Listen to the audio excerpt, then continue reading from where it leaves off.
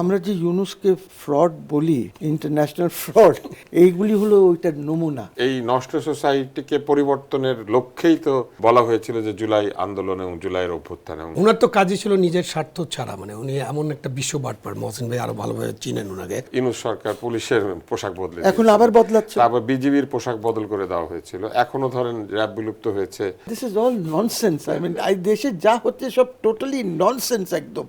আপনাদের সবাইকে আমন্ত্রণ জানাচ্ছি আমাদের আজকের আশিয়ান সিটি রাজবেলা দেখার জন্য। রাজবেলায় আমরা দুজন উপস্থাপক, মাসুদ কামাল এবং আমি, এবং আমরা হাজির হই আপনাদের সামনে সমসাময়িক বিষয় নিয়ে কথা বলার জন্য। সমসাময়িক বিষয়ে যারা কথা বলতে আসবেন তারা আমাদের প্রিয় মানুষ, যারা নিয়মিত কথা বলেন এবং ন্যায়ের পক্ষে, সত্যের পক্ষে, যুক্তির পক্ষে কথা বলেন। সেই রকম দুজন অতিথি আজকে আমাদের অনুষ্ঠানে আছেন। আমার ডান দিকে রয়েছেন বাংলাদেশ সরকারের সাবেক সচিব আবু আলম শহীদ খান, এবং আমার বাম দিকে আছেন অ্যাডভোকেট মহসিন রশিদ। তিনি একজন সমাজসেবক এবং বিশিষ্ট আইনজীবী। দীর্ঘ সময় ধরে তিনি বিভিন্ন সামাজিক সংগঠনের নেতৃত্ব দিয়েছেন। আমরা আজকে কথা বলবো যে বিষয় নিয়ে, তার প্রথম বিষয়টা হচ্ছে বাংলাদেশ নানান ধরনের সংকটের মুখোমুখি।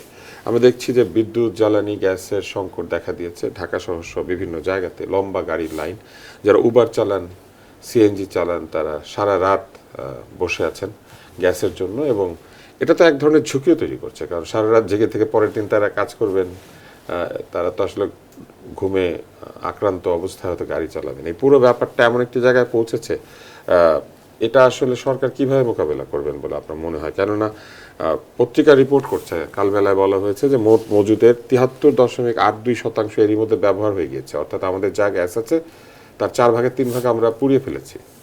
ধন্যবাদ আপনাকে। গ্যাস সংকট এবং গ্যাস সংকটের কারণে বিদ্যুৎ সংকট, মানে এটা মাল্টিপল এফেক্ট, এটা চেইন এফেক্ট। এখন আমাদের তো যেটা বললেন শেষেরটা, যে আমাদের যে মজুদ আছে তার 75% ধরেন আমরা অলরেডি ব্যবহার করে ফেলেছি। সুতরাং আমাদের যে মজুদ আছে সেটা দিয়ে হয়তো আর 10 বছর ম্যাক্সিমাম, 10-11 বছর চলতে পারে। তো এটা তো একটা চিন্তার বিষয় যে আপনি আপনার মজুদ শেষ হলে আপনি কী কী করতে পারেন। একটা করতে পারেন যে আপনি আরও মজুদের সন্ধান করতে পারেন।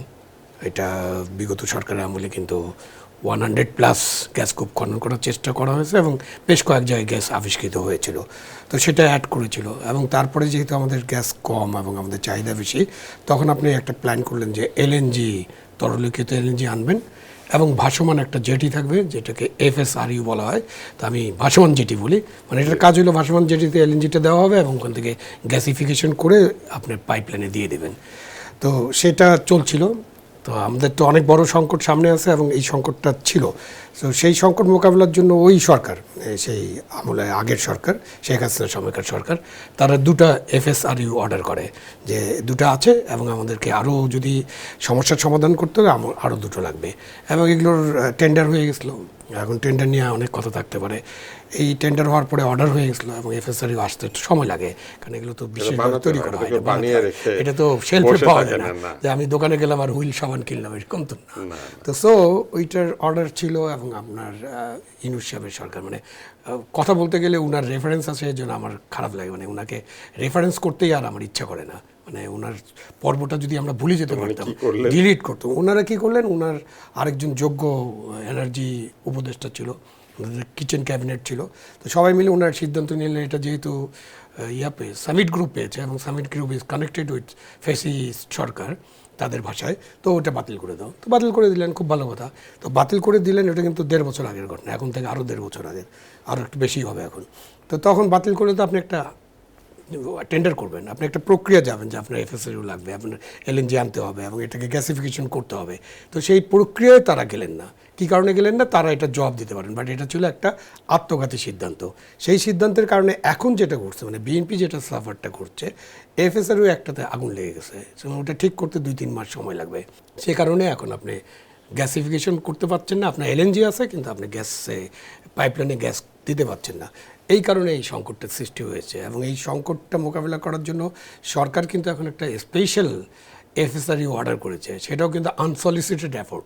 ভবিষ্যতে আরেক সরকার এসে বলবে, ও বাবা তোমরা তো ওখানে টাকা পয়সা নিসলা, এই জন্য তোমরা আনসলিসিটেড দিয়ে আনছো। কেউ বলবে না। এখন যেমন আমরা বলি না, ওই যে ইলেকট্রিসিটিতে যে ইমার্জেন্সি, হ্যাঁ, আমরা যেটা করলাম কুইক রেন্টাল, আমরা যেটা করলাম সেটা তো তখন প্রয়োজন ছিল, বাট কুইক রেন্টাল একটা বড় সমস্যা ছিল যে quick rental was not quick. Quick rental মানে হচ্ছে আপনি 2-3 বছরের মধ্যে সমাধান হয়ে যাবে, কেন এবং একটা সেটা তুলে পাওয়ার নিয়ে প্ল্যান্ট তারা চলে যাবে। একটা পাওয়ার প্ল্যান্ট তৈরি করতে 2 থেকে 3 বছর লাগে। সো আপনি এই সময়কালের জন্য কুইক রেন্টাল করবেন, বাকি সময় যখন আপনার পাওয়ার প্ল্যান্ট আসবে, যে কয়লা বিদ্যুৎ, অন্য বিদ্যুৎ, গ্যাস তখন বিদ্যুৎ, এগুলো তখন আপনি replaced এগুলো হয়ে যাবে। রিপ্লেসড হয়ে যাবে, এগুলো চলে কিন্তু যাবে। সেটা হয় কিন্তু নাই। সেটা হয়নি, সেটা একটা বড় সমস্যা, সেটা একটা আলোচনার বিষয়, এবং ওখানে অনেক দুর্নীতির অভিযোগ আছে।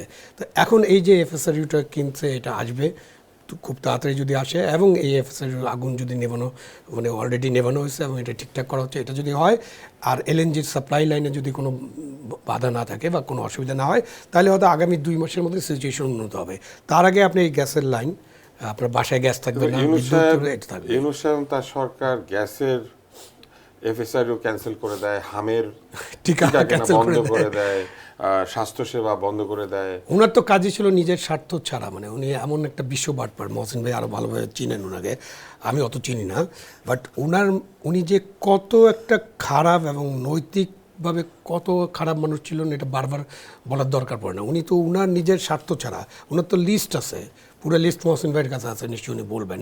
তো এই লিস্টে আপনি দেখবেন যে উনি উনার শাসনামলে, উনার উপদেষ্টারা, উনার কেচিন ক্যাবিনেট বাংলাদেশের জনগণের মঙ্গলের জন্য একটা পদক্ষেপ নিচ্ছে, এটা যদি কেউ আমাকে বলতে পারে, আমি নিশ্চয়ই মাথা নত করে মেনে নেব। উনি তো জনগণের মঙ্গলের জন্য দায়িত্ব নেন নাই, ওনার দায়িত্ব ছিল প্রতিহিংসা বাস্তবায়ন করার জন্য, মবের মূল্য কায়েম করার জন্য, এবং অনেক দিন ক্ষমতায় থাকার জন্য। এরকম একটি পরিস্থিতিতে সরকার চ্যালেঞ্জের মুখোমুখি। তার মধ্যে সরকার বলছেন যে সরকারি কর্মচারীদের মূল বেতন 100% পর্যন্ত তারা বাড়াবেন। বিশেষ করে নিচের দিকে যারা কর্মচারী তাদের বেতন বেশি বাড়বে, উপরের দিকে যারা তাদের একটু কম বাড়বে। এবং এই বিষয়টিকে সরকার একটা সুখবর এইটা বলেছেন, নবম পে স্কেল সরকারি চাকরিজীবীদের জন্য বড় সুখবর। কিন্তু সরকার কি শুধু সরকারি চাকরিজীবীদের? বেসরকারি যারা চাকরি করেন তাদেরও তো সরকার, যারা বাইরে কাজ করছেন তাদেরও সরকার। তো আয় শুধু সরকারি কর্মচারীদেরই বাড়বে, এবং সেই আয় বাড়াতে গিয়ে একদিকে সাধারণ জনগণের উপর করের বোঝাও বাড়বে, অন্যদিকে তাদের নিজেদের আয় তো বাড়ছে না। এরই মধ্যে গ্যাসের দাম, বিদ্যুতের দাম, বাজারে অন্যান্য পণ্যের দাম সেগুলো বাড়ছে, আর ভারতের সাথে আমাদের সম্পর্ক উন্নতির দিকে যাচ্ছে না। দুটো প্রশ্ন হয়ে গেছে। সো আমি আগে আমাদের রিলেশনশিপটা বলি ভারতের সাথে, যেটা বিকজ ওইটা খুব ইম্পর্টেন্ট। এই যে বেতন টেতন যেটা বাড়িয়েছে, এটার জন্য কোত্থেকে টাকা আনবে, কি করবে, I have no idea. Because এই বেতন বাড়ানোর সাথে তো শুধু বাড়ানো না, এটার সাথে পেনশনের ব্যাপার আছে, এটার সাথে প্রভিডেন্ট ফান্ডের ব্যাপার আছে, গ্র্যাচুইটি আছে, গ্র্যাচুইটি আছে, অনেক কিছু যুক্ত আছে। সো এইটা বেতন বাড়লে আনুপাতিক হারে বাড়ি ভাড়া বাড়বে, সব কিছু বাড়বে, সবকিছু বাড়বে। Number one. Number two, inflation বাড়বে। বেতন বাড়লে ইনফ্লেশনও বাড়বে, বিকজ ওদের বাইং পাওয়ার একটু বাড়লেই তো মার্কেটে গিয়ে তারা জিনিসপত্র বেশি দাম দিয়েও কিনতে পারবে। সো এখন যে জিনিসটা হচ্ছে যে ভারতের সাথে দেখেন, ভারত ইজ আওয়ার নেক্সট ডোর নেবার। 4600 কিলোমিটারের বর্ডার আমাদের ওদের সাথে। ওদের 5-6টা দেশের সাথে তাদের বর্ডার আছে। এখন আমি যদি পাকিস্তানকে নিয়ে চিন্তা করি, এখনও ডিজিএফআই এর 6 জন অফিসার্স পাকিস্তান গিয়েছে। ডিজিএফআই মোটামুটি এখন পাকিস্তানপন্থী। তাহলে কিন্তু আপনি দেশ চালাতে পারবেন না। ওরা অনেক দূরে আছে, ওদের ইকোনমিক অবস্থা ভালো না। এইখানে একটি দেশ আছে যেটা ওভার 1 ট্রিলিয়নের উপরে, তাদের 2 ট্রিলিয়ন বোধহয় ওদের এখন জিডিপি আছে। 4th বিগেস্ট ইকোনমি পৃথিবীতে এখন তারা। এই পর্যায়ে যদি আপনি ওদের সাথে গোলমাল করেন, বিগ মিলিটারি পাওয়ার তারা, মধ্যম, middle, they are not too big military power, but middle লেভেলের একটি বড় মিলিটারি পাওয়ার, আমাদের জন্য খুব বড় মিলিটারি পাওয়ার তারা। তো আমরা যদি সবখানে ওদের সাথে এই ব্যবহার করি, যেটা এখন তারিক জিয়া গভর্নমেন্ট যেটা করলো ইন্ডিয়া বাইল্যাটারাল ভিজিটে, প্রথমে তো ওরা আপনাকে দাওয়াত দিয়ে গেল, স্পিকার সাহেব যখন আসলেন তখন দাওয়াত দিয়ে গেলেন, মোদির চিঠি, যে আপনি আপনার স্ত্রী মেয়েকে নিয়ে আমাদের এইখানে আসেন। So that was the first দাওয়াত। সেকেন্ড দাওয়াত ওরা দিল, চেয়ারম্যান বিমস্টেক হিসাবে আপনি আসেন, ব্রিক্সে আসেন। আমরা খুব ক্ষিপ্ত হয়ে গেলাম, হোয়াট ইজ দিস, যে আমাকে প্রাইম মিনিস্টারই বললো না, আমাকে চেয়ারম্যান বিমস্টেক বলছে। আপনাকে আবার এই যে দেখা সাক্ষাৎ হলো দিনেশের সাথে, সে চলে গেল, আবার আপনাকে তাড়াতাড়ি আপনাকে আবার বাইল্যাটারাল এর জন্য দাওয়াত দিল।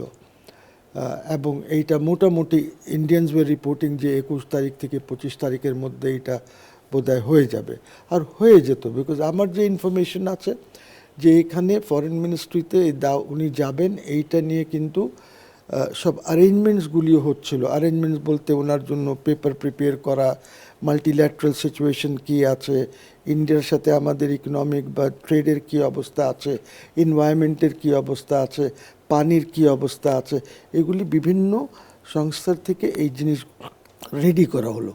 কিন্তু ওনার যে আমাদের একজন আছেন না, খলিলুর রহমান, উনি তো পররাষ্ট্রমন্ত্রী। another I don't know whatever he is, another tout, বাটপার, থার্ড গ্রেড একটা লোক, যে এর আগেও ডুবিয়েছে। মানে এমন কিন্তু তিনি তো যথেষ্ট সফল, উনি জাতিসংঘের না, নির্বাচনে জয়ী হলেন, জাতিসংঘে ওনার আন্তর্জাতিক যে যোগাযোগ, না, না, অনেকেই বলেন যে ডক্টর ইউনূসের পরেই ওনার না সবচেয়ে না আন্তর্জাতিক না, যোগাযোগ। একদম ভুয়া কথা এগুলি। ইউসি, আমরা ইউএনএ জেনারেল অ্যাসেম্বলির ইলেকশন করব, this was a decision taken by Sheikh Hasina government, not Yunus government, not this government. Sheikh Hasina government এর এই ডিসিশন ছিল, বিকজ এই রিজনের আমাদের ইলেকশন, কাছে এসেছে। রাইট, আমাদের কাছে এসেছে। এই রিজনাল যেহেতু ছিল, government had taken a decision. তখন যে ফরেন মিনিস্টার থাকতো সে ইলেকশন করতো। ওনার সুবিধাটা একটা ছোট হয়ে গেল, সেটা হলো যে প্যালেস্টাইন উইথড্র করে ফেললো। যদি প্যালেস্টাইন না উইথড্র করতো, তখন মুসলিম ভোট, ওআইসি ভোট, এইগুলি অনেকটা ডিভাইড হয়ে যেত, উনি জিততে পারতেন না। রয়ে গেল সাইপ্রাস। ওআইসি বা মুসলিম কান্ট্রিজগুলি সব এক লটে ওনাকে ভোট দিয়ে দিল, বিকজ উনি তো পাকিস্তানও সাপোর্ট। যথেষ্ট ক্যাপেবল মানুষ, তো তাহলে আপনি তাকে he is the most incapable সমালোচনা করছেন। Most incapable person. ওনার চেয়ে ইনক্যাপেবল পার্সন তো বোধহয় ফরেন মিনিস্টার হয় নাই বাংলাদেশে। ইভেন বাংলাদেশের ওয়ার্স ফরেন মিনিস্টার চেয়েও উনি ওয়ার্স, বিকজ উনি তো একটাই দেখছেন, 72 ঘন্টা আগে আমাদেরকে দাস বানিয়ে আসছেন না, just 72 hours before elections. India তো আজকেও চুক্তি করে নেই, they are waiting for the November 3 elections. So ওনাকে উনি যেরকম আমি টাউট বাটপার ইউনুসকে বলে, উনি একই লেভেলের তার মানে আপনি বলছেন যে মার্কিন যুক্তরাষ্ট্রের সাথে আমাদের যে বাণিজ্য চুক্তি, সেটাকে রেফার করছেন। জি, ভারত এখনো সেটা করে নাই, কিন্তু আমরা করে এসেছি। তো অনেকেই তো, এমনকি যে ইউনূস সরকারের যিনি প্রেস সচিব ছিলেন, তিনি বলার চেষ্টা করেছেন যে এটা বাণিজ্য মন্ত্রী এক্সপার্ট হিসেবে এটাকে দেখেছেন, এবং তারা এক্সপার্ট অপিনিয়ন নিয়ে এটা করেছে, এতে বাংলাদেশে অনেক মঙ্গল। ওনার সম্বন্ধে কথা বলতে চাই না, because or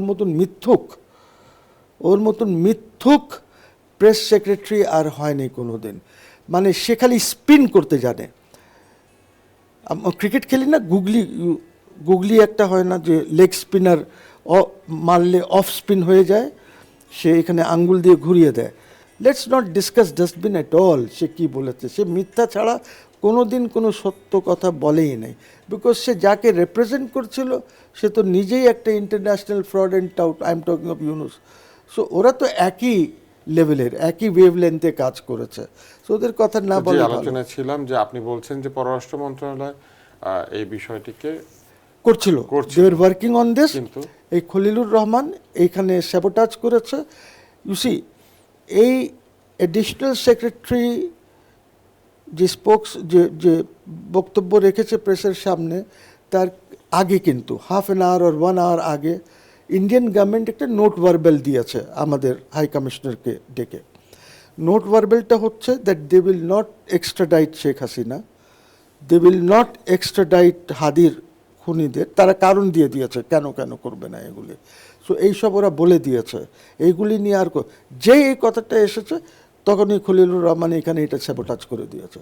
this is a sabotage for Bangladesh, entire বাংলাদেশের জন্য। কিন্তু ধরেন রাজনৈতিকভাবে শেখ হাসিনা হয়তো গুরুত্বপূর্ণ, কিন্তু হাদির খুনিদেরকে ফেরত দেবেন না, ওকে, এটার কারণটা কি? ওরা কারণ দেখিয়েছে নোট ভার্বেলে। কারণটা দেখিয়েছে এই যে হাদির, আমরা এখানে ইনভেস্টিগেশনে যেটা পেয়েছি সেটা হলো যে ইউনুস গভর্নমেন্টের কিছু উপদেষ্টারা আর ইনভলভড ইন দিস কিলিং। এই কারণে এই মুহূর্তে আমরা ওদেরকে ফেরত দেব না। এটা তো খুবই গুরুত্বপূর্ণ অভিযোগ এবং এটা ভয়ঙ্কর অভিযোগ। তো যদি সেটাই হয়ে থাকে তাহলে আর এখন তাহলে বাংলাদেশের সৎ প্রাইম মিনিস্টার এই বন্ধুসুলভ- বছর আর যেতেই পারবে না। মানে সৎ বন্ধুসুলভ সম্পর্কের কারণে, যেহেতু বাংলাদেশের সঙ্গে আমাদের কিন্তু ইনফরমেশন শেয়ারিং একটা চুক্তি বলে রয়েছে দিয়েছে তারা, সন্ত্রাসের নোট জন্য, ভার্বালে। তাহলে সেই ইনফরমেশন আমাদেরকে দিয়ে এই হয়তো বিষয়টিকে আগামীতে দেবে। ভারত সাহায্য করছে না কেন? কে ইনভলভ আছে দেবে হয়তো। বর্তমানে যেহেতু ভিজিটটা ছিল, আর ভিজিটে যেহেতু তারা এই কন্ডিশন জুড়ে দিয়েছিল, এই জন্য এইটার উপরে তারা এই জিনিসটা বলে দিয়েছে। এখন কথা হচ্ছে যে এইটা নিয়ে যদি আপনি না যেতে চান ইন্ডিয়া, তো দয়া করে আর মরিচ চায়েন না, দয়া করে 2 লক্ষ মেট্রিক টনের অ্যানুয়ালি যে আপনি ডিজেল চাচ্ছেন চায়েন না, দয়া করে আর পেঁয়াজের শর্টেজ হলে চায়েন না, ঠিক আছে? You stop all. আদানির বিদ্যুৎ তো চলছে, ইউনূস সরকার তো আদানিকে যথেষ্ট পরিমাণ ওইটা অর্থ বন্ধ করে পরিশোধ দেন, করেছে। সব বন্ধ করে দেন, ওইগুলি সব বন্ধ করে দেন ওইগুলি। বিকজ এখন তো একটা ডিফেক্ট হয়েছে ইউসি, যার জন্য ওই আসতেছে না, ওরা রিপেয়ার করতেছে এটা। বাট আপনি বন্ধ করে দেন, আপনার ইন্ডিয়ার তো দরকার নাই।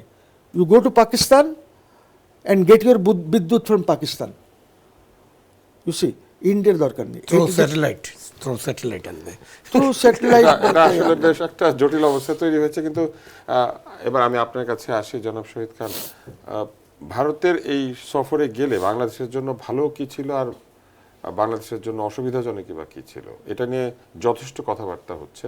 অনেকে বলছেন যে গেলে পরে বাংলাদেশের অনেক সুবিধা ছিল, অনেকে আবার বলছেন যে না গিয়েই ভালো হয়েছে, কেননা এই না যাওয়ার ফলে একটা স্টেটমেন্ট আমরা ভারতকে দিতে পেরেছি। একটা শব্দ সোশ্যাল মিডিয়াতে খুব ব্যবহৃত হয়, চোখে চোখ রেখে কথা চোখে চোখ বলেছে। রেখে, আচ্ছা। হ্যাঁ, তো চোখে চোখ রেখে তো ডক্টর ইউনূস ওই ড্যাভোসের থেকে একটা কথা বলে এসছিলেন, 7 সিস্টারকে ডিস্টার্ব করে দেবেন, তাই না? তো ওই চোখে চোখ রাখতে গিয়ে আমরা কিন্তু অনেক জটিলতা সৃষ্টি করেছি, যেটা মহসিন ভাই বললেন যে ভারত হলো আমাদের নেক্সট ডোর নেইবার এবং আমরা এটা বদলানোর কোনো সুযোগ নেই, কারণ ওখানে ভারতই থাকবে নাকি, ওখানে তো পাকিস্তান হয়ে যাবে না আমাদের বর্ডারে।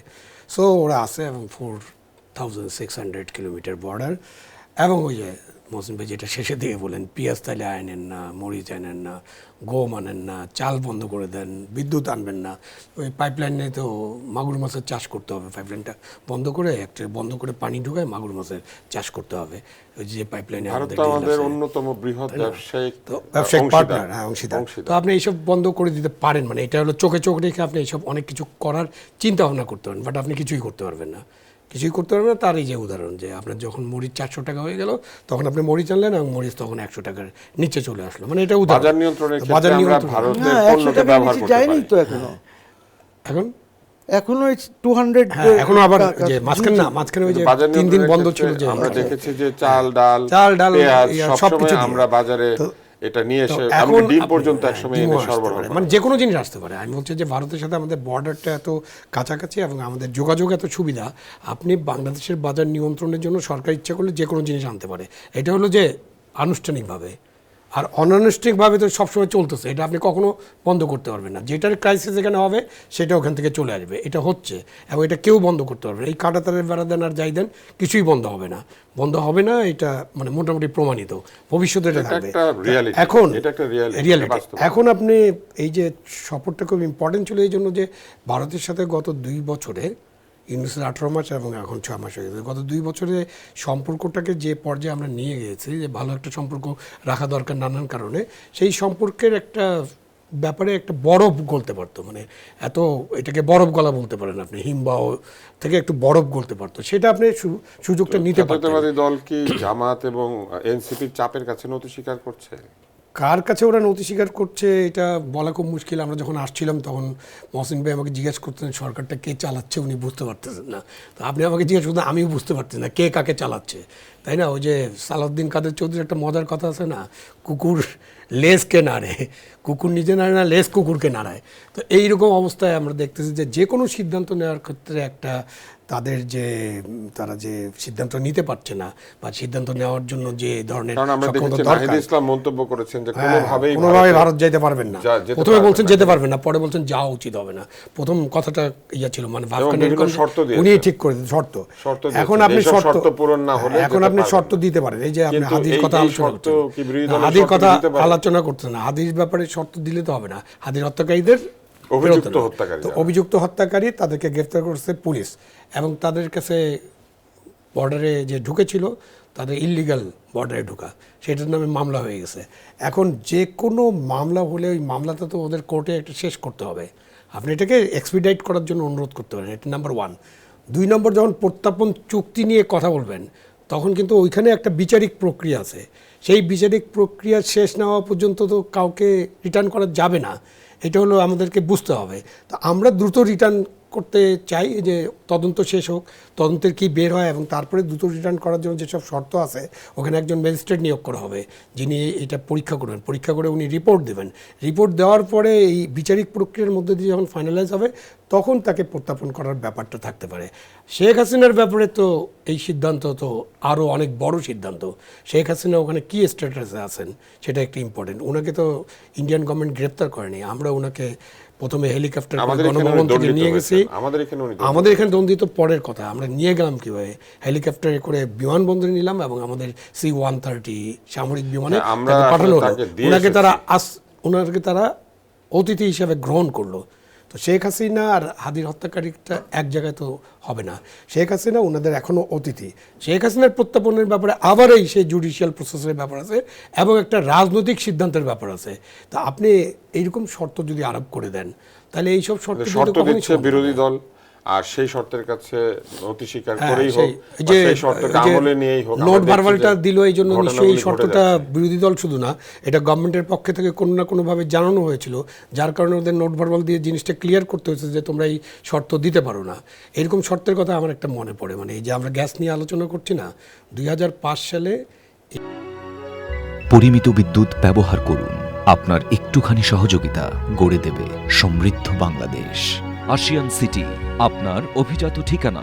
ইন্ডিয়ার ফরেন মিনিস্টার বাংলাদেশ ভিজিট করছিলেন 2005 সালে, তখন বেগম খালেদা জিয়া প্রধানমন্ত্রী ছিলেন, এবং তাকে খুবই মানে ভিভিআইপি মানে সব অনেক মর্যাদাপূর্ণ একটা ডিনারে আমন্ত্রণ করেছিলেন প্রধানমন্ত্রী। মর্যাদাপূর্ণ এই জন্য বলছি, all ministers were present in that dinner. তো ওর যখন পাশাপাশি বসেছিলেন তখন মিয়ানমার থেকে ওদের কাছে কিন্তু গ্যাস আছে, যে আমাদের গ্যাস ফুরিয়ে যাচ্ছে আর ওদের কাছে মজুদ আছে, যেটা চীন নিয়ে যাচ্ছে এখন, তখন তো কেউ নিচ্ছিল না। তো ওদের কাছে 30 ট্রিলিয়ন ফিট ঘনফুট গ্যাস ছিল। তখন উনি বললেন, উনি প্রপোজ করলেন যে আমরা মায়ানমারের যে গ্যাসটা আছে রাখাইন অঞ্চলে, সেই গ্যাসটা তখন এই সমস্যাগুলোও ছিল না, তখনকার পরিস্থিতি ভালো ছিল, সেটা আমরা ওখানে ইন্ডিয়ান মানে ওখানে যারা আন্তর্জাতিক যারা গ্যাস উৎপাদনকারী তারা চেষ্টা করতেছে, তারা গ্যাস উৎপাদন করলে ওই গ্যাসটা তো কিনতে হবে কাউকে, তো আমরা কিনতে পারি আর আপনারা নিতে পারেন, তাহলে আমরা যদি একটা পাইপলাইন করি, তো বাংলাদেশ তার প্রয়োজন মতো গ্যাস নিল এবং এরপরে আমরা ভারতে নিয়ে গেলাম বাকি গ্যাসটা। তখন প্রধানমন্ত্রী ওনাকে বললেন, ওনার মেমোয়ার থেকে আমি বলছি এটা, প্রধানমন্ত্রী ওনাকে বললেন যে আমি তো এই ব্যাপারে এখনই সিদ্ধান্ত দিতে পারবো না।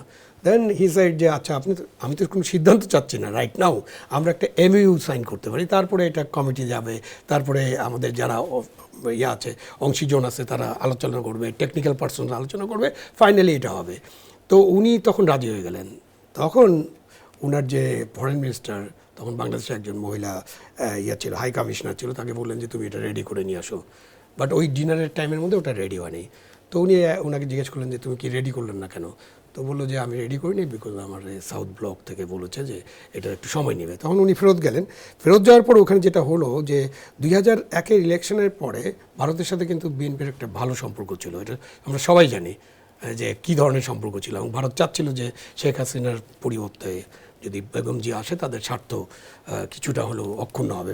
শেখ হাসিনা ওইভাবে রাজি হচ্ছিলেন না।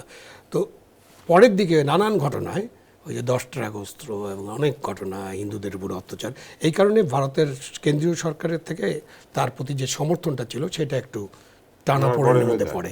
সেই কারণে তারা সিদ্ধান্ত নিল যে না, এই পরবর্তী যখন ইলেকশন হবে সেই ইলেকশনে আওয়ামী লীগ হয়তো উইন করবে, হয়তো মানে তারা এত অ্যানালাইসিস করে, তখন আমরা এই ক্রেডিটটা শেখ হাসিনাকে দিব, খালেদা জিয়াকে দিব না। সেই কারণে ওদের পক্ষ থেকে এটা ডিলে করালো। আমরা কি করলাম, যেটা মহসিন ভাই একটু আগে বললেন, আমরা যখন ওইটা আবারও একটু নাড়াচাড়া করলো, তখন আমরা প্রস্তাব দিলাম যে হ্যাঁ, আমরা যদি এই চুক্তিটা করতে যাই তার আগে আমাদেরকে নেপালে করিডোর দিতে হবে, ভুটানে করিডোর দিতে হবে, নেপাল থেকে জল ও বিদ্যুৎ আমাদের কাছে আনতে দিতে হবে, আমাদের এই সব পানি চুক্তি সব শেষ করে ফেলতে হবে। মানে দুই দেশের ব্যুরোক্রেসি এবং এই যে ভিতরের পলিটিশিয়ান এত বেশি শর্ত দিতে বললো যে ফাইনালি এটা হলো না। এখন কি হচ্ছে, এখন চায়না 992+ কিলোমিটার, 92 বা 95 পাইপলাইন বানিয়ে চায়নাতে ওই রাখাইনের গ্যাসটা নিয়ে যাচ্ছে। তো আমরা কি করলাম, ওই যে মিস করি ট্রেন্ড সবসময়, মানে আমাদের যে আমলাতন্ত্র, আমাদের যে রাজনীতিবিদ, আমাদের যে অন্যান্য যারা আছে, তারা এমনভাবে জিনিসগুলোকে জটিল করে ফেলি, তো এইরকম জটিলতার সৃষ্টি করা হচ্ছে এখন। জনাব মহসিন রশিদ, এই জুলাই আন্দোলনের একটা বড় স্লোগান ছিল কোটা না মেধা, কিন্তু আমরা তো দেখছি যে আমরা সিদ্ধান্ত নিতে দেরি করে ফেলি। সিদ্ধান্ত নিতে দেরি করার একটা সর্বজন স্বীকৃত কারণ হচ্ছে মেধার স্বল্পতা। আসলে কি আমাদের যে যারা সিদ্ধান্ত নেন এরকম জায়গাতে কি আসলে বহুদিন ধরে এই ধরনের একটা স্বল্পতা রয়েছে, এবং এখনো কি মেধার ভিত্তিতে নিয়োগ হচ্ছে নাকি আগের মতোই আছে? আগের মতনই আছে। মেধা টেধা এই দেশে নাই, মেধার দিনকাল শেষ হয়ে গেছে। ইউসি, আপনি যদি মেধা থাকতো এই ভিজিটটা ক্যান্সেল হতো না। কেন ক্যান্সেল হতো না? আপনার তো পানির চুক্তিটা ডিসেম্বরে শেষ হয়ে যাচ্ছে। এই পানির চুক্তি নিয়েও তো একটা 5-10 মিনিটের একটা আলাপ হয়ে যেতে পারতো যে কিভাবে এটা আমরা করব। এই যে আমাদের যে রিভার কমিশন, যে জয়েন্ট রিভার কমিশন একটা আমাদের বোধহয় আছে, হ্যাঁ, এই জয়েন্ট রিভার কমিশন যেটা আছে, অ্যাটলিস্ট এইটা তো হতো যে লেট দি জয়েন্ট রিভার কমিশন সেট, এবং কিভাবে এটা আমরা এগিয়ে নেব। বিকজ পানির চুক্তি তো ইজ ভেরি ইম্পর্টেন্ট বাংলাদেশের জন্য। বুঝছি, আপনি এই অপরচুনিটিটা তো মিস করলেন। এখন তো তারা করবে না, এখন তারা, আপনি বললেও এখন তারা করবে না, বিকজ আপনি তো চড় মেরে দিয়েছেন মোদির মুখের উপরে। 3 বার করে আপনাকে ইনভিটেশন দিল, আপনি যেভাবে চাইলেন সেভাবে ইনভিটেশন দিল, আপনি দিলেন, চড়ও মারেন নাই, আপনি জুতা খুলে ওদের মুখে মেরে দিয়েছেন। সো এইটা করলে আপনাকে ওরা কোঅপারেট কেন করবে আপনার সাথে? Why should they cooperate? It's a very big country. আপনি আজকে যদি ধরেন ব্রিক্সেই যেতেন, তাহলে আপনি কি বুঝতে পারছেন এত বড় ক্যানভাস, আপনার সাইড লাইনে মিটিং হতে পারতো রাশিয়ান প্রেসিডেন্টের সাথে, সাইড লাইনে মিটিং হতে পারতো জির সাথে, সাইড লাইনে আপনার মোদির সাথে আবার মিটিং করতে পারতেন, আপনার South Africa, Brazil, I mean Iran, সবের সাথে আপনার একটা মিটিং হতে পারতো। আসার কথা রয়েছে ইরান থেকে, ইরান তো মেম্বার, ব্রাজিল থেকে আসার কথা, হ্যাঁ, এরা সবাই তো মেম্বার, সবাই আসবেন, এবং এরা, আর আপনি আপনার মেম্বারশিপটা পুশ করতে পারতেন ওদেরকে যে ভাই আমাকে, ওরা তো বলে দিয়েছে যে এখন আমরা নেব না, ওই যে রাশিয়ান ফরেন মিনিস্টার বলে দিয়েছে যে আর কাউকে নেব না এই মুহূর্তে। সো আপনি পুশ অ্যাটলিস্ট বলতে তো পারতেন ওদেরকে যে আমাদেরকে যদি এইবার না নাও, নেক্সট সামিটে আমাদের মেম্বারশিপটা কনসিডার করো, আমরা এই গ্রুপিংয়ে থাকতে চাই বা হোয়াট এভার। আপনি তো সব অপরচুনিটিস মিস করলেন। কার জন্য মিস করলেন? এক খলিলুর রহমান আপনার পররাষ্ট্রমন্ত্রী কি অ্যাডভাইস করলো আপনাকে? What advice have you got from him যে আপনি এটা করলেন? এত ইম্পর্টেন্ট ভিজিট আপনি বানচাল করে দিলেন। এখন আপনি কি মনে করেন যে ওরা আপনাকে ইনভাইট করবে? আপনি জুতা মারবেন, থুতু ফেলবেন ওদের উপরে, আর ইনভাইট করবে? জাস্ট বিকজ এনসিপি বা এরা বললো অ্যান্টি ইন্ডিয়া একটা অ্যাটিটিউড। ওরা তো সরকারে না, ওরা তো বাইরে, আপনি তো সরকারে। You know where the shoe pinches. আপনি আপনার চিন্তায় আপনি কাজ করবেন, আপনি ওদের কথায় কেন কাজ করতে যান? সো প্রবলেমটা হচ্ছে দ্যাট এই সরকারের মধ্যে, ক্যাবিনেটের মধ্যে কোনো ডেপথ নাই, এই ক্যাবিনেটের কোনো ক্যাপাসিটি নাই to govern and to run the country. আমাদের পার্লামেন্টের মধ্যেও যাদেরকে এনেছেন আপনারা, এটার জন্য তো আসলে সেই অর্থে আপনার কাউকে দায়ী করতে পারবো না, কেননা বহুদিনের স্বৈরশাসনের ফলে যারা এই জাতীয়তাবাদী দলই বলেন, অন্য দলগুলি বলেন, সেখানে এক ধরনের সংকট দেখা দিয়েছে। সবাই তরুণ এমপি, তারা এর আগে কখনো এমপি হতে পারে নাই, এরকম বহু আছে। কিচ্ছু না, আপনাদের পার্লামেন্টে ক্যাপাসিটি নাই। আপনি রাস্তায় দাঁড়ায় কথা বলেন যে ইন্ডিয়ার সাথে চুক্তি করা হয়েছে, আপনি পার্লামেন্টে দাঁড়িয়ে বলেছেন? আমি তো পার্লামেন্টারি প্রসিডিংস দেখি 3:30 আমি অফিসে ঢোকার পর আমি ওইটা অন করি। আপনি কেউ ডিমান্ড করেছে যে প্লেস অল দি চুক্তিজ in parliament? Neither this side not that side, কেউই ডিমান্ড করে নাই। তো আপনি খালি অ্যান্টি ইন্ডিয়া স্টান্স নেবেন। এবং আপনি ওই শেখ হাসিনা কী করেছে, শেখ হাসিনার সময় আমরা বিদ্যুৎ পাই নাই, গ্রামে বিদ্যুৎ মানুষ পায় নাই, কি প্রবলেম ছিল? গ্যাস পায় নাই, এটা কোথায়? কি খেয়ে somebody is eaten it? খাওয়ার জিনিস তো না। না, কিন্তু এর সঙ্গে Policy, অভিযোগ রয়েছে, policy। পলিসি যেমন ছিল তেমনি কাজগুলির সঙ্গে বৃহৎ দুর্নীতির সম্পর্ক ছিল। হোক কাজ দুর্নীতি, হতো কিন্তু কেউ না কেউ এর উপর হোক অনেক টাকা দুর্নীতি, পয়সা নিয়ে ফেলতো। হোক দুর্নীতি, থার্ড ওয়ার্ল্ড কান্ট্রিজে দুর্নীতি হবে। আপনি বলছেন যে মানে মানুষের ইতিহাসে ইতিহাসে দুর্নীতি থাকবে, দুর্নীতি একটি পার্মানেন্ট অনুষঙ্গ। It's part of it. আপনি পারবেন না, আপনি এটা করতে পারবেন, রিডিউস করতে পারবেন যেন খুব কম হয়, যত কমাতে পারেন সেটা পারবেন। কিন্তু শেখ হাসিনা তো আপনাকে দিয়ে গেছে, আপনি শেখ হাসিনার প্রকল্পগুলি দেখেন না। তো সেগুলি তো ইউনূস সাহেব বাতিল করেছেন বলে। না, ওইটা তো যেটা করতে যাচ্ছিল সেটা, কিন্তু আপনার জন্য যে প্রকল্পগুলি আছে ওইটার একটা হিসাব নেন না, দেখেন না কি কতগুলি ছিল। আপনি আজকে যে মুভ করতে পারছেন, আজকে আপনার যে ইনফ্রাস্ট্রাকচার শেখ হাসিনা ওয়াজ বিল্ডিং, আমরা বুঝি নাই। আমরা তো তখন ওনার বিরুদ্ধে কথা বলেছি, ওনাকে ফ্যাসিস্ট বলেছি, পরে আমাকে এখন মাফ চাইতে হইতেছে যে আমি মাফ করে দেন, আমি ভুল করেছি। ইউ সি, বিকজ আপনি এই দেশে ইনভেস্টমেন্ট যদি চান, লোকাল অথবা বিদেশি, যে 40 জন এসে গেল, কেউ ইনভেস্ট করবে না তো আপনার দেশে। আপনার দেশে ইনফ্রাস্ট্রাকচার নাই, বিদ্যুৎ নাই, গ্যাস নাই, আপনি কিভাবে, আপনার মিল কলকারখানা সব বন্ধ হচ্ছে। এখানে একটা প্রশ্ন, শহীদ খান আপনার কাছে আসি। আমরা দেখছি যে বিনিয়োগের জন্য সরকার কিন্তু এক ধরনের আমি বলবো যে অস্থির হয়ে উঠেছে, বিশেষ করে বিদেশি বিনিয়োগ।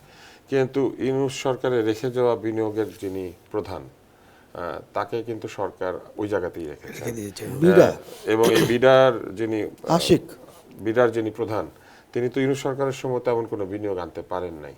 তো যে বিডা বিনিয়োগ আনতে পারছে না সেই বিডাই কন্টিনিউ করছে। এবং এরকম আরও অনেকগুলি অ্যাপয়েন্টমেন্ট আছে যে অ্যাপয়েন্টমেন্টগুলিতে সরকার তেমন একটা হাত দেন নাই। অনেকেই বলছেন যে এই সরকারের একটা বিরাট অংশ বা প্রশাসনের বিরাট অংশ আসলে ইউনূস সরকারেরই কন্টিনিউশন, সেইভাবেই চলছে। এটা তো কন্টিনিউশন হিসাবে দেখতে পারেন, পররাষ্ট্র মন্ত্রী, বিডা, এগুলো কন্টিনিউশন হিসেবে আমরা দেখতেই পারি। বাট এর পিছনের কাহিনী কি, বিনিয়োগ আনতে গেলে তো জ্বালানি লাগবে, পিছনের কাহিনী কি এটা তো আমরা জানি না। এবং উনি যে একটা বড় ফেল বিডা, সেই সময় একটা জাহাজ ভর্তি করে লোকজন আসছিল না, আপনার নিশ্চয়ই মনে আছে। তখন একটা যে কি বিনিয়োগ সম্মেলন, তারপর স্ক্রিনে যে কি ল্যাপটপ দিয়ে উনি দেখালেন, কি দেখালেন, সবাই খুব বাহ দিল। এটা তো আমাদের এখন ক্লাস 7-8-এর ছাত্রদেরকে যদি বলেন যে তুমি একটা ল্যাপটপ দিয়ে আমাকে কিছু তৈরি করে দাও, বা এআইকে বলেন সব তৈরি করে দিতে পারে, খুব বাহ করলো। এবং তারপরে বলা হলো কি হাজার হাজার মানুষ আসবে বিনিয়োগ করতে, তারপরে তো একটা লোক আসেনি। ওটাও ডক্টর ইউনূসের ওইরকম জালিয়াতি কথাবার্তা। ওই যে রোহিঙ্গাদের কাছে যে বললেন না, আগামী মানে চিটাগংয়ের ভাষায় বলছিলেন, আমি বলতে পারবো এটা, বাট আগামী ঈদের জামাত উনি, আমি দোয়া করছি আগামী ঈদের জামাত আপনারা ওইখানে পড়বেন, উনিও পড়বেন, যে তাই না, পড়বেন, ওনাকে পাঠিয়ে দেওয়া উচিত, মহাসচিবও পড়বেন। তো এই যে এইসব কথাবার্তা, এইসব তো একেবারে মিথ্যাচার এবং কথাবার্তা, এটা দিয়ে কিছু হয়নি। আর বিনিয়োগ, আপনি বিনিয়োগের শর্ত কি, বিনিয়োগের 2-3টা মূল শর্ত আছে। একটা হলো ইনফ্রাস্ট্রাকচার থাকতে হবে, আপনার যোগাযোগ ব্যবস্থা ভালো হতে হবে। প্রথম হলো গ্যাস ইলেকট্রিসিটি থাকতে হবে, না হলে তো কোনো কিছু চলবে না। নাম্বার 2 হলো আপনার যোগাযোগ ব্যবস্থা ভালো হতে হবে, এবং এই বিনিয়োগ যারা করবেন তাদেরকে টাকা পয়সা যাতে তারা বিনিয়োগ করতে পারেন এবং সেটা নিয়েও যেতে পারেন, সেরকম একটা পরিস্থিতি তৈরি করতে হবে। তা আপনি, এবং আইন শৃঙ্খলা পরিস্থিতি ভালো হতে হবে। তা আপনি কোনো কিছু তৈরি না করে যদি আপনি খালি বলেন যে বিনিয়োগ চাই, এখানে তো কোনো পাগল বিনিয়োগ করতে আসবে না। সুতরাং আমাদের বিনিয়োগ হওয়ার সম্ভাবনা এখন এই সময়, মানে আজকের দিনে, এটা হলো 0। কেউ এখানে বিনিয়োগ করতে আসবে না। লোকাল বিনিয়োগ যেখানে হয় না, সেখানে বিদেশি বিনিয়োগকারীরা কেন আসবে? যেখানে আপনার কোনো ইনফ্রাস্ট্রাকচার নাই, গ্যাস বিদ্যুৎ নাই, আপনার যোগাযোগ ব্যবস্থা ভালো না, যেখানে এখনও মগের মূল্য চলে, মাঝে মাঝে মবের শাসন চলে, আপনার এইসব চিন্তা ভাবনা করে তখন মানুষ বিনিয়োগ করতে। অন্য একটা প্রসঙ্গে যাই, এটা দিয়ে আজকের অনুষ্ঠান শেষ করতে চাই। সেটি হচ্ছে যে আমরা দেখলাম যে র্যাব বিলুপ্ত করা হয়েছে, কিন্তু বিশেষায়িত একটা নতুন ইউনিটও একই সাথে তৈরি করা হবে, এটা বলা হয়েছে। সেটা হচ্ছে এসআরবি, স্পেশাল রেসপন্স ব্যাটালিয়ন। তো এই যে র্যাবের আবার সব কিছু তাদেরকে বুঝিয়ে দিতে বলা হয়েছে। তো র্যাব বিলুপ্ত হলো, কিন্তু একই ধরনের তো একটি প্রতিষ্ঠান আবার সাথে সাথেই তৈরি হলো, তাহলে বিলুপ্ত হলো কি? এখন র্যাব তো বিএনপি তৈরি করেছিল, এবং নতুন যেটা করতেছে এইটাও তারাই করতেছে। তারপরে আপনার সেকেন্ডমেন্টে আপনার আর্মিকে নিয়ে আসবে, সব একই থাকবে। এখন আমার নাম মহসিন রশিদের জায়গায় তুষার হয়ে গেল, আর তুষারের নাম মহসিন রশিদ হয়ে গেল। আমাদের কি কোনো কিছু চেঞ্জ হবে? আমাদের ফিজিক্যাল ইয়েটা চেঞ্জ হবে না, আমাদের চিন্তাধারা চেঞ্জ হবে না। সো এইগুলি সব বোগাস। আপনি কি বিডিআরের থেকে বিজিবি করে কি খুব বেশি কিছু হয়ে গেছে? পোশাক বদল হয়েছে, নাম বদল হয়েছে, এই পোশাক বদল আপনি করে এক দেন। ধরনের মানসিক একটা ইফটিজিং বন্ধ করুন, সামাজিক আন্দোলন গড়ে তুলুন। আপনার একটুখানি সহযোগিতা গড়ে দেবে সমৃদ্ধ বাংলাদেশ। আশিয়ান সিটি, আপনার অভিজাত ঠিকানা। পরিবর্তন যেটা আশা করা হয়েছিল যে তারা সেটা তো পুরনো হয়নি, সেই সেটা যে হয়নি। দুঃখ বা কিংবা পুরনো ক্ষোভ সেগুলি থাকবে না। সেগুলি হয়নি, ক্ষোভ সবসময় থাকবে। তার কারণ হচ্ছে যে মানুষ তো একই, আপনি একই কাজ করবেন, একই রুলসে তারা কাজ এই করবে। প্রশ্নটা আমার সবসময় আমার নিজেরও মনে জাগে যে যে কোনো কিছু পরিবর্তন করতে গেলে, যেমন পুলিশের মনোবল উচ্চ রাখার জন্য পোশাকটা বদলে দেয়। ইউনূস সরকার পুলিশের পোশাক বদলে এখন দিয়েছিল। আবার বদলাচ্ছে। তারপর বিজিবির পোশাক বদল করে দেওয়া হয়েছিল। এখনো ধরেন র্যাব বিলুপ্ত হয়েছে, নতুন এসআরবি হয়তো একটা নতুন পোশাক পাবে। পোশাক বদলের সাথে কি আসলে মানে কিভাবে মনোবল উচ্চ হয়? মানে স্যুট পরলে কি মানুষের ভেতরটা বদলে যায়, কিংবা পাঞ্জাবি পায়জামা পরলে? This is all nonsense. I mean দেশে যা হচ্ছে সব টোটালি ননসেন্স একদম। এইগুলি পাগলের কাজ এইগুলি। এখন এরাও তো পুলিশের পোশাক আমরা তো চেঞ্জ করতেছে। সকল সরকারই তো এটা করেছে, মানে কিছু হলেই সরকারগুলি পোশাক বদল করে। যেমন বিজিবির নাম বদল এবং পোশাক বদল করেছিল আওয়ামী লীগ সরকার। হ্যাঁ, তো পোশাক বদলের এই ব্যাপারটা দিয়ে আসলে কি বিজেপির অ্যাচিভ করা সিচুয়েশন যায়? একটু ভিন্ন ছিল, বিকজ মানে বিডিআরে এটা আমি আপনাকে প্রশ্নটা করব। বিকজ বিডিআরে একটি বিদ্রোহ হয়েছিল। এই কারণে পোশাক আর মেন্টালিটি ওদের চেঞ্জ করার একটা প্রয়োজন ছিল। ইউসি এখন তো সেটা নাই। এই বিজেপি এরা কি, আপনি এখন কি মানুষকে খুন করবেন না? আপনি কি এখন মানুষকে না, আশা করা যায় যে হবে না সেরকম কিছু। আশা করা যায় যে এক্সট্রা জুডিশিয়াল কিলিং বা extra judicial judgmental procedure well they সেগুলো have হবে been না। trained for this। এইটাই হবে, এইটাই হবে, ইট উইল কন্টিনিউ। এই প্রশ্নটা আমার এই জন্য করতে ইচ্ছা করে যে ধরেন আপনি তো সচিব ছিলেন, মানে এবং অত্যন্ত উচ্চ পর্যায়ে দায়িত্ব পালন করেছেন। পোশাক বদলালে, ধরেন সচিব যদি রাতে গিয়ে ঘরে ঘুমের পোশাক পরেন, তখন কি তার মানসিকতা বদল হয়ে যায়? মানে আমি একটা রসিকতা করে প্রশ্ন করি, মানে লুঙ্গি পরলে কি আর সচিব সচিব থাকবেন না, তাই না? তাহলে কি পোশাকই কি আসলে মনকে নির্ধারণ করে? লুঙ্গি নিয়ে তো অনেক জোকস আছে। অনেকে লুঙ্গি পরেন না, এই জন্য লুঙ্গি তো অনেক সময় মাথার উপরে উঠে যায়, বুঝছেন না? তো সুতরাং লুঙ্গি পরলেই মানুষের চেহারা বা মানুষের পোশাক পরিবর্তন করলে যে তার মন পরিবর্তন হয়ে যাবে, এটা কোনো আশা করা যায় না। তাহলে সুতরাং সিদ্ধান্তগুলি কেন হয়? নাম এবং পোশাক পরিবর্তন কোনো বড় ইস্যু না। মানে এটা একটা ইস্যু হতে পারে, মানে আপনি কানেকশন দিতে পারেন যে আমি এখন পাজামা পাঞ্জাবি পরে আছি, বাট একটা ডিনারে যখন স্যুটেড বুটেড হয়ে গেলাম বা একটা ইন্টারভিউ গেলাম, তখন একটা সামান্য পরিবেশ পরিবর্তন, অনুযায়ী পোশাক হ্যাঁ পরা। সামান্য পরিবর্তন হতে পারে আপনার কনফিডেন্সের। বাট আপনি যে কাজটা করেন, এই কাজটার সাথে আপনার পোশাকের কোনো সম্পর্ক নাই, এই কাজটার সাথে আপনার নামের কোনো সম্পর্ক নাই। এটার নাম তো আগে র্যাট ছিল, মানে ইঁদুর ছিল, তখন ওখান থেকে আবার র্যাব থেকে এখন এসআরবি করবেন। দুই একটা জিনিস ছোট্ট চেঞ্জ হচ্ছে, কসমেটিক চেঞ্জ বলতে পারেন, যেটা এখন পুলিশের নিয়ন্ত্রণে থাকবে। আগে পুলিশের নিয়ন্ত্রণে ছিল না, একটা স্পেশাল ছিল। আর ওই যে কি একটা মানে অংশীজনকে নিয়ে একটা কি কমেডি টমেডি করবেন। বাট এই কসমেটিক চেঞ্জের কারণে এইটার কোনো মানে বড় কোনো পরিবর্তন হবে না। বড় পরিবর্তন তখনই হবে যখন আইনটাকে আপনি আরও ভালোভাবে তৈরি করবেন, এবং আরও ভালোভাবে তৈরি করলেও পরিবর্তন হবে না। কারণ আইন থাকলেই, আপনার কি আইনে বলা আছে নাকি যে আপনি এক্সট্রা জুডিশিয়াল কিলিং করতে পারবেন? আইনে তো এটা বলা নেই, এটা আইন বিরুদ্ধ। এটা আমাদের ফৌজদারি কার্যবিধি বলেন, বিবিসি বলেন, বা পুলিশ রেগুলেশন অফ বেঙ্গল বলেন, বা র্যাবের আইন বলেন, কোনো আইনে কি এটা আছে যে আপনি একজনকে ধরে নিয়ে যাবেন, আপনার কাস্টডিতে থাকবে, তারপর আপনি একটা নাটক বানাইবেন, মানে ওনাকে নিয়ে যাবেন, ওনার লোকজন এসে একটা গলাগুলি করবে, তারপর ওদের একটাও মরবে না, খালি এই যে লোকটাকে যেটাকে আপনি ধরছেন সেটাই মারা যাবে, ওরা নিজেরাই নিজেদের লোকটাকে, তাই না, নিজে না বা ক্রস ফায়ারে মরে যাবে। তো এই যে নাটক, এই নাটক বানানো কি আইনে আছে নাকি? আইনে কখনোই ছিল না। সুতরাং এক্সট্রা জুডিশিয়াল কিলিং বন্ধ করতে হলো। যে যখন র্যাব নিষিদ্ধ করলো না আমেরিকা, তারপরে কিন্তু 2 বছর কোনো কিলিং হয়নি। তখন আমি বলতে বাধ্য হয়েছিলাম একটা টক শোতে যে বাংলাদেশ সরকার কিছু করতে পারে না, আমেরিকা একটা জাস্ট ইস্যু করছে লেটার বন্ধ। তার মানে কি তাহলে আমেরিকা খুব ভালো? যদিও আমি মার্কিন যুক্তরাষ্ট্রের সাম্রাজ্যবাদ মুক্ত, এই যে আপনি নাম পরিবর্তন, পোশাক পরিবর্তন বা আইন পরিবর্তনে কিছু কসমেটিক, এগুলো দিয়ে কিছু হবে না। মানসিকতা পরিবর্তন করতে হবে টপ টু বটম, এবং একটু সময় লাগবে। এটা যে একদিনে ওই যে মহসিন সাহেব বলবেন যে না আজকে থেকে তুমি ভালো হয়ে যাও, সিরাতুল মুস্তাকিম ফলো করো, এটা হবে না। সুতরাং এটা সময় লাগবে এবং সময় নিয়ে কাজটা করতে হবে, তাড়াহুড়া করতে হবে না। মোটিভেশন তো মহসিন ভাই এই পুলিশকে মানবাধিকার পড়ানো হয়নি, পুলিশকে তো সবসময় ট্রেনিং দেওয়া হয়, সব মানবাধিকার পড়ানো হয়নি। তা আপনি কি মানবাধিকার নিয়ে পুলিশের আপনি কোনো জিনিস দেখছেন কোনো পজিটিভ? আপনি এই যে মানুষজন জেলখানা যায়, জেলের মধ্যে কেমন থাকে আপনি জানেন না?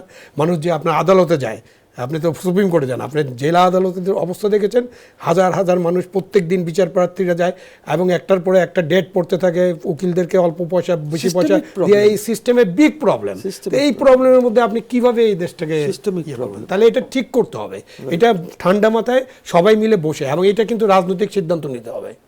সকল রাজনৈতিক দলকে এই সিদ্ধান্ত নিতে হবে যে আমরা এইসব পরিবর্তন করতে চাই। এই জন্য সংস্কার কিন্তু ইম্পর্টেন্ট। বাট ওরা যে এনসিপি এবং জামাত যে সংস্কার নিয়ে কথা বলছে, সেটা শুধুমাত্র পলিটিক্যাল সংস্কার, অন্য কোনো সংস্কারে ওদের কোনো জনগণের কল্যাণের জন্য সংস্কার, এগুলোর ব্যাপারে ওদের কোনোই মাথা ব্যথা আই নেই। Agree with you, because society এত নষ্ট হয়ে গেছে যে আপনাকে সোশ্যাল চেঞ্জেস আনতে হবে। কিন্তু এই নষ্ট সোসাইটিকে পরিবর্তনের লক্ষ্যেই তো বলা হয়েছিল যে জুলাই আন্দোলন এবং জুলাইয়ের অভ্যুত্থান এবং নতুন বাংলাদেশ এই শব্দটা বলা হয়েছিল, নতুন বন্দোবস্ত এই শব্দটা বলা হয়েছিল। এখন দেখা যাচ্ছে যে এনসিপি এবং জামাত শুধুমাত্র ক্ষমতার যে বন্টন এবং ক্ষমতার যে পরিবর্তন সেই লক্ষ্যেই যত সংস্কার সেগুলিকে চাপ দিচ্ছে। হ্যাঁ, ওদের জনগণের প্রয়োজনে যে সংস্কার সেই ওদের সংস্কারগুলি নিয়ে তো সংস্কার তাদের ছিল কোনো লুটপাট করা, কিভাবে আমি 2000 কোটি 5000 কোটি 1200 কোটি বানাবো, এইটাই তাদের সংস্কার ছিল। সেটা হয়েছে। নেপালে কেন কেউ যায় নাই? নেপালেও তো একই টাইমে প্রায় রিজিম চেঞ্জ হয়েছে। কে গেছে? স্টুডেন্টসরা। ওরা স্ট্রেট তাদের পড়াশোনায় চলে গেছে। আপনি তো এখানে কেন গেলেন? আপনি গেলেন লুটপাট করার কিন্তু জন্য। সেটা তো তাদেরকে এনে বসিয়ে দেওয়া হয়েছে। যখন এই অন্তর্বর্তী সরকার হয় তখন তো তাদেরকে ডেকে এনে বিভিন্ন জায়গাতে দিয়ে দেওয়া হয়েছে। এমনকি যারা ছাত্র এখনো পড়াশোনা শেষ করে নাই এমন ছাত্রদেরকে বিভিন্ন সংস্কার কমিশনের সদস্য করে দেওয়া হয়েছে। যার মধ্যে অদ্ভুত হচ্ছে ঢাকা মেডিকেল কলেজের ফাইনাল ইয়ারের ফার্স্ট বয়, যে মানে এর আগে ফার্স্ট হয়েছে বিভিন্ন পরীক্ষায়, তাকে স্বাস্থ্য সংস্কার কমিশনে দিয়ে দিয়েছে, যে এখনো পর্যন্ত তার পেশাগত জীবন শুরুই করে নাই, যে কিনা এখনো পড়াশোনা করছে, তাকে দিয়ে দেওয়া হয়েছে সংস্কারের লোক। সো আমরা যে ইউনুসকে ফ্রড বলি, ইন্টারন্যাশনাল ফ্রড, এইগুলি হলো ওইটার নমুনা। ইউনুসের মতন লোককে বলা উচিত ছিল আপনারা পড়াশোনা করেন, আপনারা ইসে যান। ওর কেন আনছে? অমুক কি ওই যে ক্লিন্টন ইনিশিয়েটিভে গিয়ে ইন্ট্রোডিউস করলো মাহফুজ, মাস্টার মাইন্ড। আবার ইউনুস সেন্টারে আরেকজনকে ইন্ট্রোডিউস করলো, দ্যাট এরাই করেছে। ইউনো, একটা ফ্রডের হাতে আমরা দেশ, প্রত্যেক উপদেষ্টার সাথে 3-4 জন এইরকম সকল সমন্বয়কে দিয়ে আমরা দেওয়া হয়েছিল। অনুষ্ঠান শেষ করব।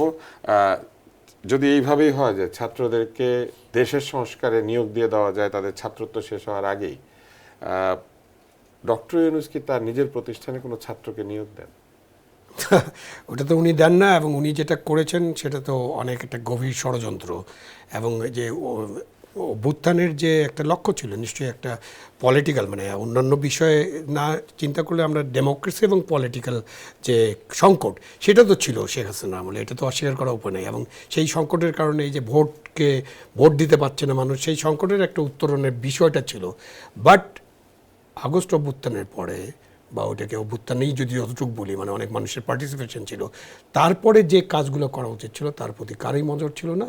লুটপাট, নিজের স্বার্থসিদ্ধি এবং এটাকে কন্টিনিউ করা মবের নামে, এটাই ছিল তাদের লক্ষ্য। সো এগুলো হয়নি। সো পুরো অভ্যুত্থানের কিন্তু মানুষ যে আকাঙ্ক্ষা, আপনি বললেন না, আকাঙ্ক্ষা, স্বপ্ন, মেধা, হ্যাঁ, গণতন্ত্র, পুরো মানুষের আকাঙ্ক্ষাকে তো ওরা একদম জলাঞ্জলি দিয়ে দিছে। এখন আপনি প্রত্যাশা করতে পারেন যে একটা গভর্নমেন্ট আসছে, যারা ইলেক্টেড হয়েছে একটা ভোটের মধ্য দিয়ে, যেটা নিয়ে জামাত ইসলাম, এনসিপির নানান কথা আছে, তারা মনে করে এটা ইঞ্জিনিয়ারিং হয়েছে। তারপরেও এই সরকার যদি আরও একটু চেষ্টা করে, তাদের যেহেতু 31 দফা আছে, তারা যদি অন্যান্য ক্ষেত্রে সংস্কার নিয়ে একটু কাজ করে, তাহলে হয়তো জনগণের জন্য একটা শান্তি আসতে পারে। আপাতত শান্তি, কিছুটা শান্তি। সব কিছু তো 100% ঠিক করা যাবে না, অন্তত 90% ঠিক করার চেষ্টা করুক সবাই মিলে। ধন্যবাদ জনাব আবু আলম শহীদ খান, ধন্যবাদ অ্যাডভোকেট মহসিন রশিদ। আজকের আশিয়ান সিটি রাজবেলার একদম শেষ প্রান্তে আমরা পৌঁছেছি। আশিয়ান সিটি রাজবেলা আপনারা দেখবেন এই কারণে যে আমরা এই অনুষ্ঠানে বিভিন্ন বিষয় নিয়ে শুধু কথাই বলি না, আমরা এই কথার মধ্যে থেকে সমস্যাকে চিহ্নিত করা এবং সেই সমস্যাকে কিভাবে আমরা মোকাবেলা করতে পারি সেই পথনির্দেশ খুঁজে বের করার চেষ্টা করি। আশিয়ান সিটি রাজবেলা আসলে একটা পত্রিকার অনুষ্ঠান কিংবা একটা সোশ্যাল মিডিয়ার যে কোনো অনুষ্ঠান নয়, বরং আমরা চেষ্টা করছি যাতে এইখানে যারা আলোচক তারা এসে মন খুলে কথা বলতে পারেন এবং সেই মন খুলে কথার ভেতর থেকে আমরা যেন আমাদের প্রয়োজনীয় জায়গাটি, প্রয়োজনীয় প্রশ্নের যে উত্তর সেগুলি খুঁজে পেতে পারি। আজকের মতো আশিয়ান সিটি রাজবেলা থেকে বিদায় নিচ্ছি, তবে আগামী অনুষ্ঠানগুলোতে আমরা বিভিন্ন প্রশ্নের উত্তর খোঁজার চেষ্টা করব। যত প্রশ্ন তত উত্তর, এবং সেই সমাধানের মধ্যেই লুকিয়ে আছে দূরের সেই লক্ষ্যকে কাছে নিয়ে আসার প্রচেষ্টা, একটা বৈষম্যহীন বাংলাদেশ তৈরি করার জন্য আমরা সবাই যে চেষ্টাটি চালিয়ে যাচ্ছি, সেই চেষ্টার লক্ষ্যের একটি অংশ হচ্ছে এই আশিয়ান সিটি রাজবেলা।